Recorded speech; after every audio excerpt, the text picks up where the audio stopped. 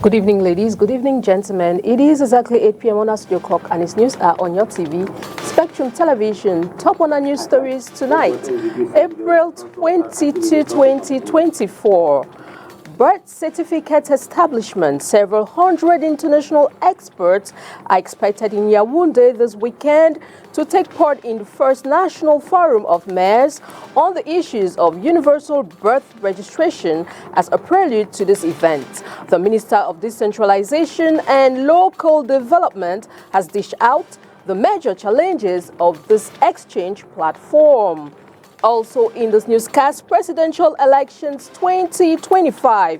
Elections Cameroon confirms Cameroonians' commitments towards registration ahead of the presidential elections 2025.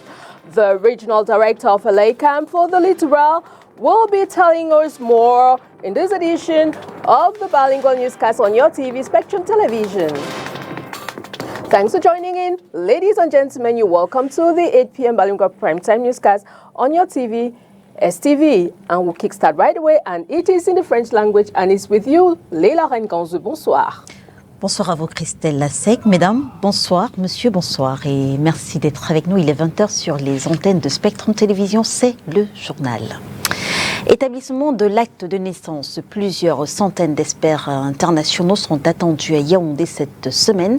Ils devront prendre part au premier forum national des maires sur l'enregistrement universel des actes de naissance. En prélude à cet événement, le ministre de la Décentralisation et du Développement local était face à la presse et il a donné les grands enjeux de ce forum. Je vous propose de l'écouter dans ce reportage que signe Olivier Bouziqueux à Yaoundé.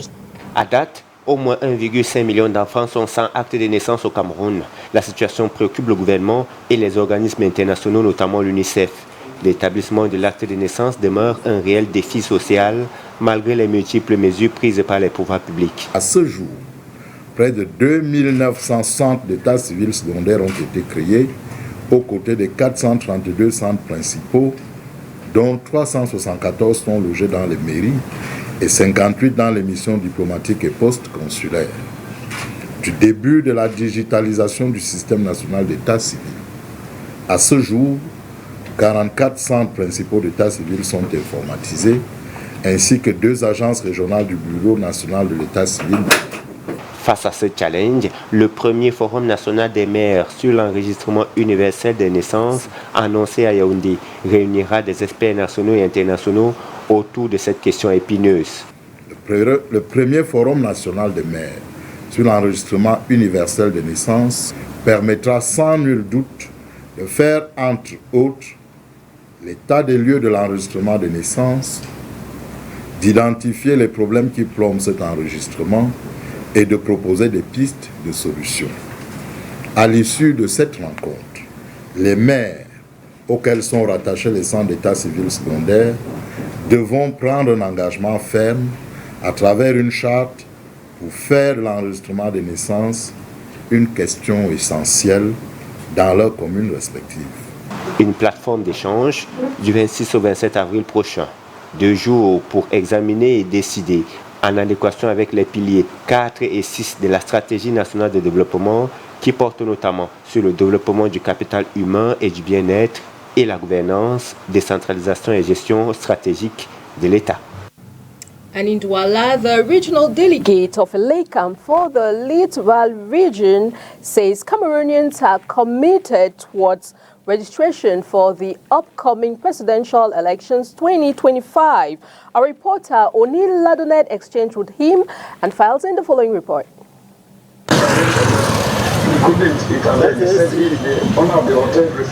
Cameroonians are now taking the phrase "your vote counts" seriously, as this year has witnessed a surge in the number of registered voters. Nous observons effectivement un engouement particulier. We have observed interest from Cameroonians who are open to registration. We are happy for this. This is what ELECAM has been asking for from Cameroonians, for them to register. It's futile to complain when we do not have the possibility to vote. De voter. Elections Cameroon, along with civil society actors and political parties, have made it a priority to address voter apathy. Teams have been deployed to various neighborhoods and cities to register young individuals who are eager to have their voices heard. Nous sommes dans toutes les localités, nous sommes présents dans tous les carrefours, partout où il y a We are in every locality, present in runabouts. Everywhere you find people who are not registered. Our collaborators and mobile team are on ground. This work is done with the collaboration of the Electoral List Revision Commission, who has been involved since the launch of the on-field works. Depuis le lancement, effectivement, sur le terrain. The registration process involves close collaboration with members of different political parties. This joint effort ensures a more inclusive and comprehensive voter registration. Déployons les kits selon la taille et le potentiel électoral de chaque depending on the commune. number of the population, Donc les communes n'ont pas the number le of même potential nombre de voters kits. of each neighborhood. C'est par rapport au These potentiel localities do not have the same number of kits. It's based on potential voters. Every station has sufficient kits to facilitate registration. Pour mener à bien la campagne de révision des listes électorales en cours. Registered voters are strongly encouraged to exercise their voting rights when the time comes. Mass registration efforts will be futile without active participation during elections. On peut s'inscrire, on peut retirer sa carte. We can register, have our cards ready, but we don't give our votes to a candidate. This will mean nothing. It's good to register, but we'll call on all to vote when the time comes. Surtout mieux d'aller voter le moment venu. August 31 is the deadline for voter registration, so citizens are urged to register promptly. Préparatif de la fête de l'unité le 20 mai, le défilé civil des partis politiques ne devra pas dépasser 15 minutes au boulevard du 20 mai à Yaoundé. Le rappel est du préfet du Fondi, alors qu'il présidait ce jour une réunion préparatoire. Inès Pingan. Le défilé civil des partis politiques au boulevard du 20 mai à Yaoundé ne devra pas excéder 15 minutes. Seules les organisations politiques représentées au Parlement sont autorisées à participer à cette grande parade pour célébrer l'unité nationale au Cameroun. Donc il faut avoir soit un député, soit un Sénat. Et puis faire une déclaration écrite, adresser une déclaration écrite au préfet pour votre volonté de prendre part à ce défilé au boulevard du 20 mai. La commission défilé civil des partis politiques, conduite par le préfet du Fondi, se réunit ce 22 avril 2024 dans les locaux de la dite préfecture. Les messagers des partis politiques disent leur joie de participer à cette festivité. En ce qui nous concerne, nous sommes prêts, nous en sommes habitués. Et c'est donc le lieu de redire ici que toute notre adhésion à notre président national, d'ailleurs tout ce que monsieur le préfet a dit rentre dans la philosophie du RDPC. Nous participons régulièrement au rendez-vous qui célèbre l'unité nationale, à l'instar du 20 mai. Depuis que nous avons repris après la perturbation due au Covid, le MDR participe régulièrement au défilé du 20 mai. Les prochaines étapes seront les répétitions proprement dites. Il est demandé à ces associations politiques de participer activement à la préparation et de respecter le nombre de carrés accordés. Et près de 130 employés de la mairie de la ville de Douala ont reçu des médailles ce 19 avril 2024. C'était au cours d'une cérémonie présidée par le ministre du Travail et de la Sécurité sociale, Grégoire Ourna. Occasion pour ce dernier de saluer les actions de la mairie de la ville dans la lutte contre l'insalubrité dans la ville de Douala. Le compte rendu de Makedali Djinoucha. 129 employés de la mairie de la ville de Douala ont reçu des médailles le 19 avril 2024 ici, à la place de la BCK à Douala.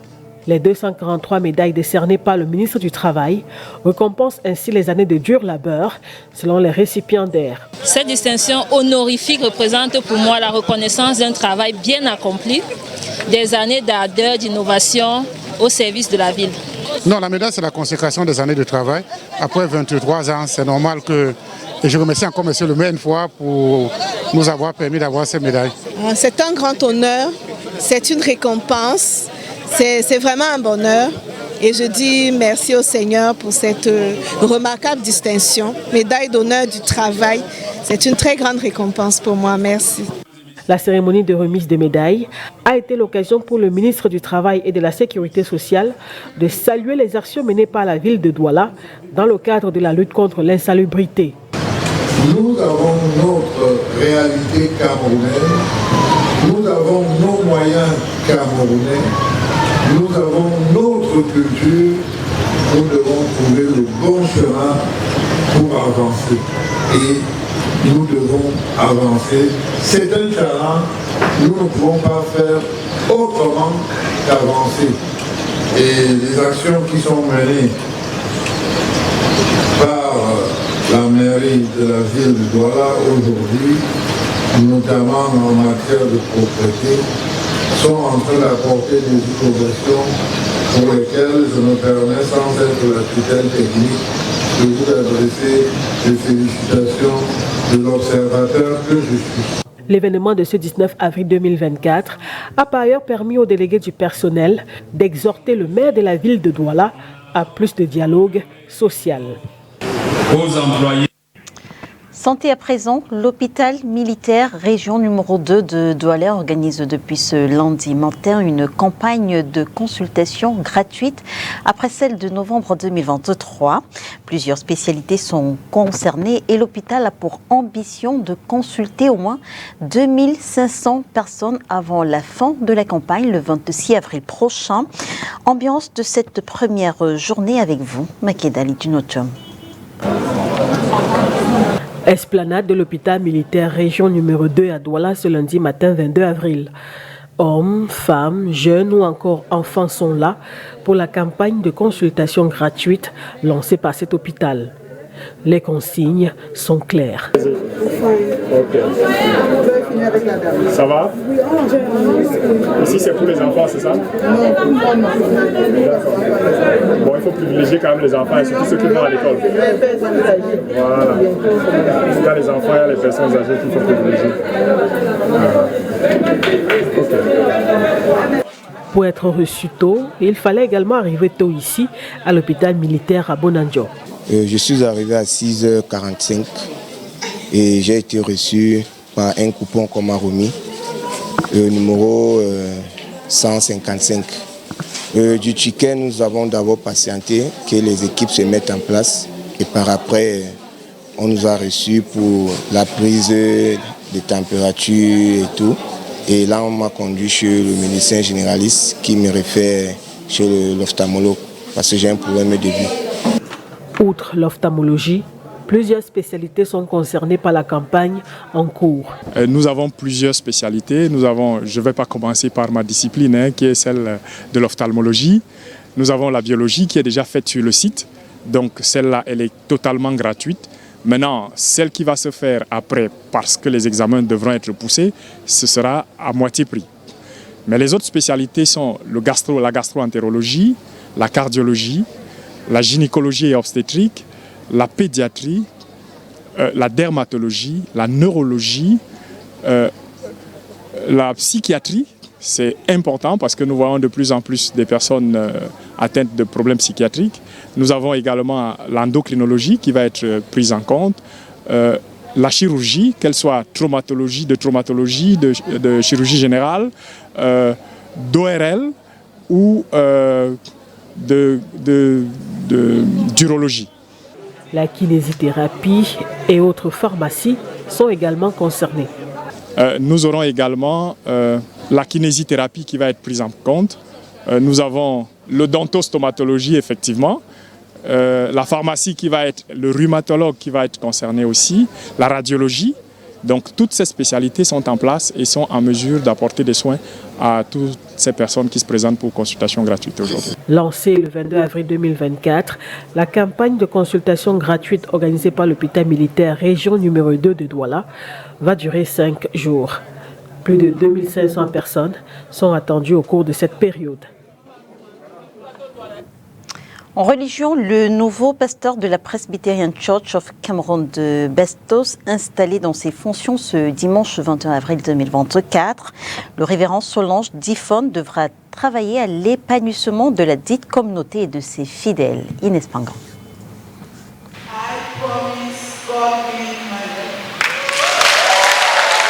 Les engagements pris, la Presbyterian Church in Cameroon de Bastos accueille un nouveau berger, une dame, en la personne de Solange Ndjifon, qui fait ses preuves dans la dite communauté depuis une dizaine de mois déjà.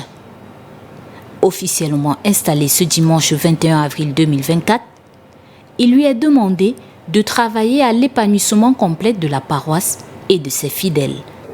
Elle a été chargée de maintenir, de garder et de continuer le relais que le Seigneur l'a envoyé au sein des brebis qui se réfugient ici.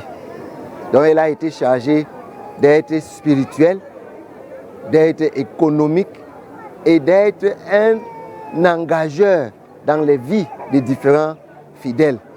Le prédicateur du jour de la PCC, Etougébé, rappelle aux chrétiens présents à ce culte d'installation que connaître le Dieu qu'ils servent est à la base d'une véritable vie chrétienne. Il est à noter que le pasteur Solange Ndjifon est âgé de 43 ans, consacré au Saint ministère pastoral en 2007. Celle qui était précédemment en service dans la paroisse PCC de Akumlam, dans la région du Nord-Ouest, est mariée et mère.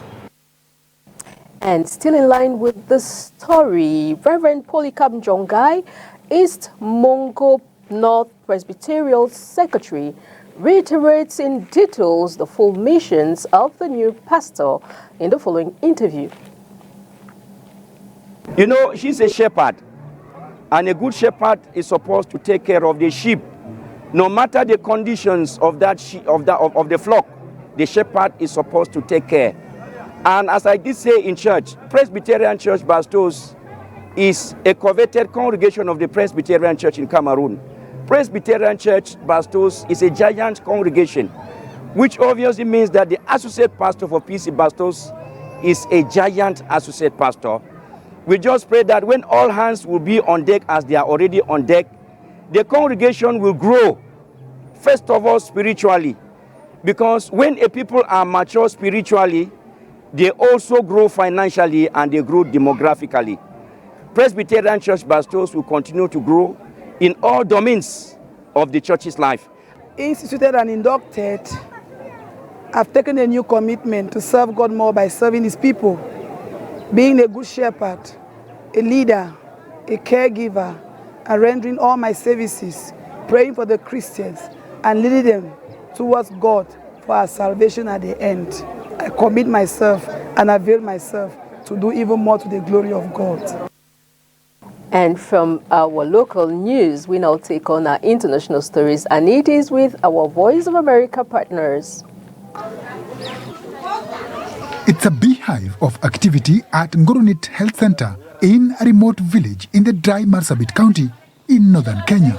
Residents have gathered here, some traveling tens of kilometers to seek medical services. On this day, the U.S. medical charity Mission to Heal is providing more advanced medical equipment and training local medical workers to use it. We take the experts that live here and we bring them in there and show them how it is that we can do things and get the principles without the plumbing.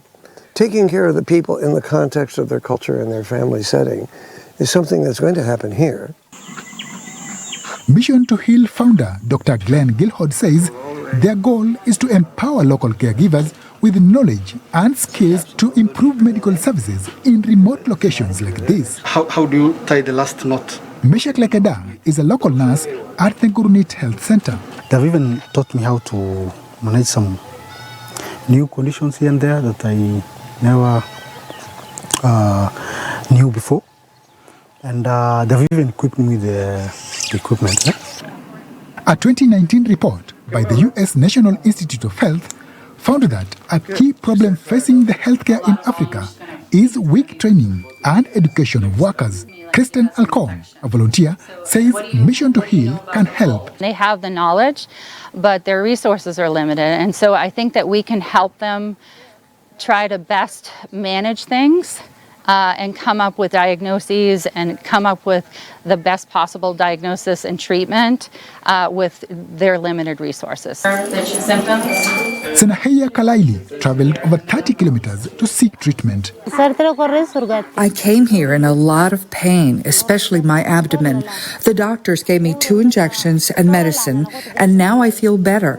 The pain has gone down. Volunteer medical students say they are learning too. Obviously the culture is very different and the resources are very different, so there's been a steep learning curve in terms of figuring out what we can do and really what we should do. For me a big thing was like using gloves for the second time. Back home we use the gloves and we toss them. It's not like normal to use it the second time, and they do with everything. The UN Development Programme says some 408 million people in sub-Saharan Africa still don't have healthcare. Mission to Heal says it has trained 3,200 healthcare workers on the continent. Juma Majanga, VOA News, Goronit Village, Kenya.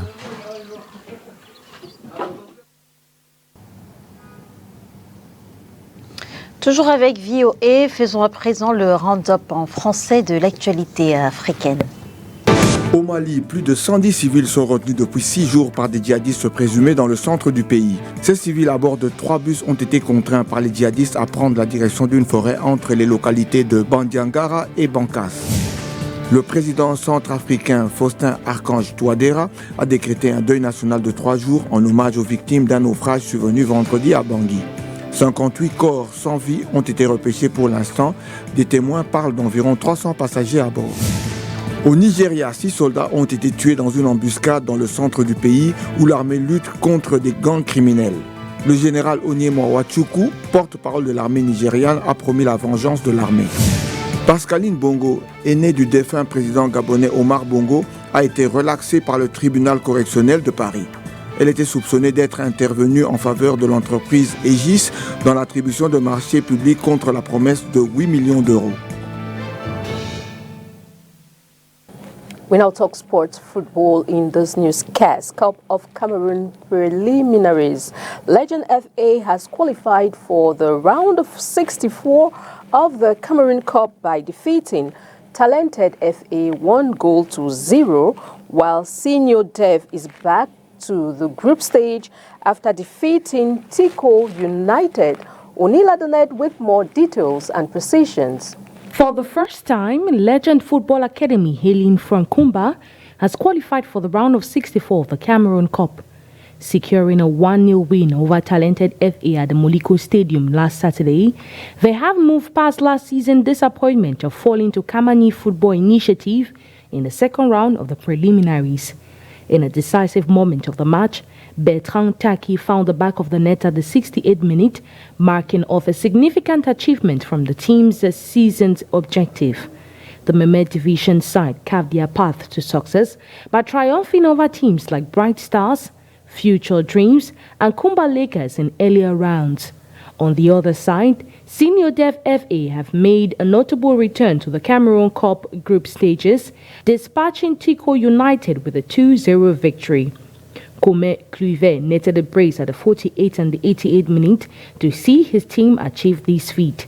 Their journey to this point has been marked by victories against formidable opponents such as Tico United, Bear Stars, Al Jazeera SA, and Fako United. Familiar with the competition's rigor, having reached the round of 32 in 2021, only to be ousted by Canon, the Boya Bay squad is now aiming to surpass their previous best performance. And that's the package we put together for you on tonight's edition of the 8 p.m. bilingual newscast on your TV, Spectrum Television. Thanks for watching. See you again tomorrow, same channel, same time, with more news and fresh news on your TV. Good night. Good night, Leila Renkanzu. Bonsoir à vous, Christelle Sec. Mesdames et messieurs, merci de nous avoir suivis. On se retrouve dès demain 20h sur les antennes de Spectrum Télévision, si, bien sûr, Dieu le veut. Bonsoir.